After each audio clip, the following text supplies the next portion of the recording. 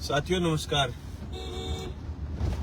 हम भादरा विधायक बलवान पुनिया आपसे दूसरे चरण के मतदान को लेकर के चर्चा करने के लिए जुड़े हैं। देश भर में लोकसभा का आम चुनाव है और दूसरे चरण का मतदान कल होना है, जिसमें राजस्थान की 13 सीटों पर भी फैसला कल राजस्थान की जनता करेगी और देश भर में करीब 89 सीटों पर चुनाव होने जा रहा है। हम तमाम साथियों को ये बताना चाहेंगे कि पहले चरण के चुनाव में पूरे हिंदुस्तान में मजबूती के साथ मतदाताओं ने ये शुरुआत करी है कि अब की बार मुद्दों पर चुनाव होंगे और मुद्दों के चुनाव में मोदी जी से सवाल करते हुए लोगों ने मोदी जी को सत्ता से हटाने का फैसला लिया है।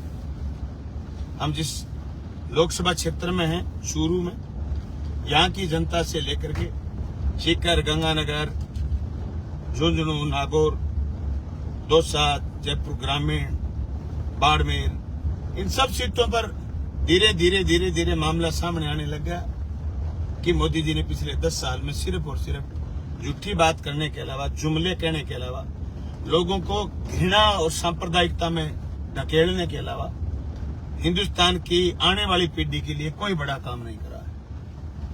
इसलिए बहुत सारे सुलगते सवाल जो हिंदुस्तान की जनता महंगाई पर पूछना चाहती है हुकूमत से, रोजगार पर पूछना चाहती है हुकूमत से, हिंदुस्तान की जनता स्वास्थ्य पर बात करना चाहती है, हिंदुस्तान की जनता के आने वाले फ्रूटफुल भविष्य की, उज्जवल भविष्य के लिए बात करना चाहती है। इस चुनाव में ये मुद्दे उठ रहे हैं कि काला धन कहाँ गया, कहाँ गई आपकी महंगाई कम करने की बातें। आपके जब उस जमाने में जब आप विपक्ष में हुआ करते थे और महंगाई को डायन कहते थे, कैसे आपके 10 साल में महंगाई आपकी डार्लिंग हो गई। ये सारे सवाल हैं। इन सवालों का जवाब आप इस बात से नहीं दे सकते कि कांग्रेस सत्ता में आएगी तो मंगलसूत्र महंगे हो जाएंगे। चलो मैं बात करना चाहता हूं आपसे, मंगलसूत्र किससे बनता है? सोने से।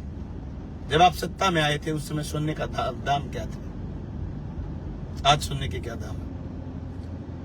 मंगलसूत्र तो छोड़िए, अगर यही स्थिति रही और यही मोदी जी तीसरी बार सत्ता में बैठ गए ना, तो कान में नोज पिन डालते हैं, वो मुश्किल हो जाएगी। 1.25 लाख रुपए तोड़ा हो जाएगा सोना। सोना देखने के लिए, मुंह में डालने के लिए नहीं बचेगा, मरे हुए के मुंह में डालने के लिए नहीं बचेगा। क्या बात कर रहे हैं आप? मंगलसूत्र छीन लेंगे? 750 किसानों की विधवाओं के मंगलसूत्र कहाँ हैं? मोदी जी ने पूछा कभी किसी से? उन किसानों की जान ले ली आपने, उनके मंगलसूत्रों की कोई कीमत नहीं है। पुलवामा में 40 जवान शहीद हुए थे, उनकी शहीद वीरांगनाओं के मंगलसूत्र का ख्याल करा आपने? अभी तक आपने नहीं बताया कि ये 400 किलोग्राम RDX कहां से आया था और उन बहनों के मंगलसूत्र को कौन लील गया था। क्या बात कर रहे हो आप? मंगलसूत्र कहां से आएंगे? आज हिंदुस्तान के करोड़ों बेरोजगार, लाखों किसान आत्महत्या के लिए मजबूर हैं। उनके घरवालियों के मंगलसूत्र कहां से आ रहे हैं? अरे मोदी जी क्यों बकवास कर रहे हो बिना काम के? हिंदू मुसलमान में ढकेल करके इस हिंदुस्तान को क्यों बर्बाद करना चाहते हो? बांग्लादेश से नीचे हमारी हैप्पीनेस हो गई, हमारी खुशी खत्म हो गई क्योंकि आपने देश में एकजुटता, प्यार, प्रेम छोड़ा ही नहीं। आज फिर बकवास पर उतर गए। जब तुम्हारा काला धन का शिगुफा फैल हो गया, जब तुम 15 लाख रुपए खातों में डालने का शिगुफा फैल हो गया, जब 2 करोड़ रोजगार का शिगुफा फैल हो गया, तुम फिर उतर गए हिंदू मुसलमान पर। ये कोई मुद्दा नहीं है। मुद्दा ये इधर उधर की बात ना कर, ये बता काफिला किसने लूटा था? ये 16,500 करोड़ रुपए का, 16.5 लाख करोड़ रुपए का कर्ज माफी आपने हिंदुस्तान के पूंजीपति को कैसे कर दी और आपने हम किसानों के कर्जे माफ क्यों नहीं करे? आप दिखाइए, चारों तरफ ये किसानी का इलाका है, इन किसानों के कर्जे आपने माफ क्यों नहीं करे? आपने हिंदुस्तान के बड़े पूंजीपति पर मेहरबानी क्यों दिखाई? आपने ये सारा काफिला उनको क्यों लुटवाया है?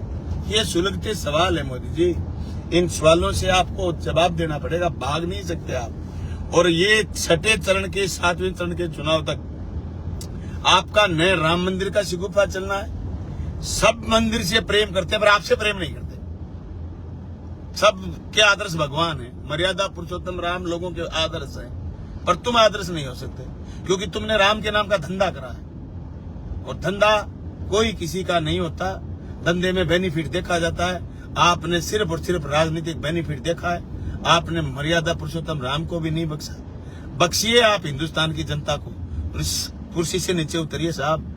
अब ये कुर्सी आपकी नहीं है। और आप कह रहे हो, आप फिर भी 10 साल शासन करने के बाद बार बार कांग्रेस को कोसते हो। बार बार ये कह रहे हो कि इंडिया गठबंधन में वामपंथी पार्टियों के कब्जे में आ गई कांग्रेस। आप कह रहे हो कि ये तो कांग्रेस का जो घोषणा पत्र है, इस घोषणा पत्र में अर्बन नक्सली लोगों की विचारधारा है।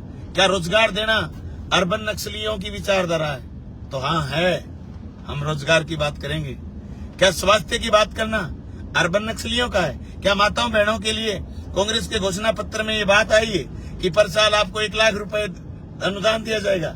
क्या ये अर्बन नक्सलियों की राय है? अगर है तो ये हिंदुस्तान की प्रजा को स्वीकार है। अच्छा, आपसे ये पूछ लिया गया कि आपने बताओ कितने ओबीसी के लोगों को, कितने SC ST के लोगों को निहाल कराया 10 साल में? आंकड़े पर बात लाओ। तो तुम आप अर्बन नक्सली पर उतर आए। आप वहीं आ गए उसी बात पर। जब किसान आंदोलन में थे तो आप कह रहे थे ये पाकिस्तानी है, ये अर्बन नक्सली है, ये नक्सलाइट है, ये फलाना है, ढिमकाना है। नक्सलाइट मूवमेंट क्या होता है ये आप नहीं समझ सकते मोदी जी। आप नक्सली मूवमेंट को आप कुछ भी रूप दीजिए, लेकिन आप समझिए इस बात को, हिंदुस्तान की जनता रोजगार का सवाल कर रही है। ये सवाल करना डेमोक्रेटिक राइट है। हिंदुस्तान की जनता महंगाई से त्रस्त है। आज करोड़ों बहनें इस बात से त्रस्त हैं कि आपने उनको एक सपना दिखाया और एक ऑक्सीजन वो सिलेंडर दिया आपने, गैस का सिलेंडर। वो सिलेंडर जिस दिन आपने दिया उस समय 400 रुपए का था। आज वो सिलेंडर 1100 रुपए का है। वो सिलेंडर भरवा नहीं सकते क्योंकि उनकी कोई आमदनी नहीं है। इसलिए आपके सारे शिगुफे फैल हो गए। आप चाहे कितना ही जोर मार लो, पूरे देश में आपके नाम की कोई लहर नहीं बची। मैं तो सेकंड चरण के मतदाताओं से कहना चाहता हूं कि आप थर्ड चरण और आगे के चरणों के लिए और रास्ता बनाइए। अगर हिंदुस्तान को बचाना चाहते हो, जो सूरत की घटना हुई है, जिस तरीके से नाटकीय ढंग से विरोधी पार्टियों के पर्चे उठवा दिए गए हैं, पता नहीं कितना दबाव बनाया होगा। छात्र संघ की पॉलिटिक्स में ऐसी बातें होती थी, देश की पॉलिटिक्स में ऐसी घटिया स्थिति हुई है। भी हम बार बार कह रहे थे मोदी विपक्ष विहीन संसद चाहते हैं, मोदी सवाल मुक्त प्रेस चाहते हैं। ये तानाशाही है। इस तानाशाही से बचने का एक ही जरिया है, हिंदुस्तान की जनता जागिए और जाग करके मोदी को परास्त करिए। सेकंड चरण के तमाम मतदाताओं से हमारा निवेदन है, हम आपसे निवेदन करना चाहते हैं, अगर आप किसान की खुशहाली चाहते हैं, अगर आप मंडियों को आबाद देखना चाहते हैं, अगर आप सवाल उठाना चाहते हैं सत्ता पर, अगर आप सवाल का वजूद बचाना चाहते हैं, डेमोक्रेसी का वजूद बचाना चाहते हैं, तो आप आने वाले कल वोटिंग के दिन इंडिया गठबंधन के उम्मीदवारों को वोट दीजिए। मोदी जी को परास्त करिए। मोदी जी और मोदी जी के गठबंधन को कहीं वोट मत दीजिए। दोस्तों, इनको मणिपुर से कोई दिक्कत नहीं है। मणिपुर जल रहा है, इनको कोई दिक्कत नहीं है। ये वहां जाते हैं जहां इनके विपक्ष की पार्टियां राज करती हैं। बिल्कुल जाना चाहिए, संदेश खाली में भी जाना चाहिए, पर मणिपुर भी तो जाना चाहिए था। मोदी जी ने जिस तरीके से हिंदुस्तान को हाँकने की कोशिश करी है, कोई हिंदुस्तान प्रधानमंत्री मोदी जी की तरह हिंदुस्तान की जनता को बेलगाम छोड़ दे, लूटने पिटने के लिए छोड़ दे, महंगाई से परेशान कर दे, बेरोजगारी उसके सर पर आके ना जाए, शिक्षा से उनको दूर करने का प्रयास करे, सार्वजनिक ढांचों को तहस नहस करे, और ये सार्वजनिक संस्थाओं को खत्म कर रहे हैं मोदी जी। समझिए, आप चुनाव आयोग में न्यायपालिका के मुख्य न्यायाधीश होते थे, जो चुनाव आयोग के नियुक्ति के समय उनका भी मत होता था और विपक्ष के नेता का होता था और पक्ष के नेता का होता था। जिस तरीके से चुनाव आयोग को मोदी जी ने कब्जे में लिया है, संदेह है इस बात का कि आप सब संस्थाओं को खत्म कर देंगे। दोस्तों, हिंदुस्तान से संस्थाएं खत्म हो गई, चाहे प्रेस खत्म हो गई, चाहे चुनाव आयोग खत्म हो गया, चाहे ईडी, सीबीआई, जो संस्थाओं का बेजा दुरुपयोग करें, ये खत्म हो गए, तो हिंदुस्तान का लोकतांत्रिक स्वरूप नहीं बचेगा। इसलिए बचा लो, हिंदुस्तान को बचाना आपका काम है। हिंदुस्तान की जनता अगर ढंग से इसको बचा लेगी तो बहुत मजबूती के साथ हिंदुस्तान आगे बढ़ेगा। ये देश है फिर उठ के खड़ा हो जाएगा। जब यहाँ राजा लूटते थे, उनके खिलाफ लोग खड़े हो गए थे। अंग्रेजों ने लूटा तो लोग खड़े हो गए थे। अंग्रेजों की लूट के बाद हिंदुस्तान खड़ा हो गया आजादी के बाद।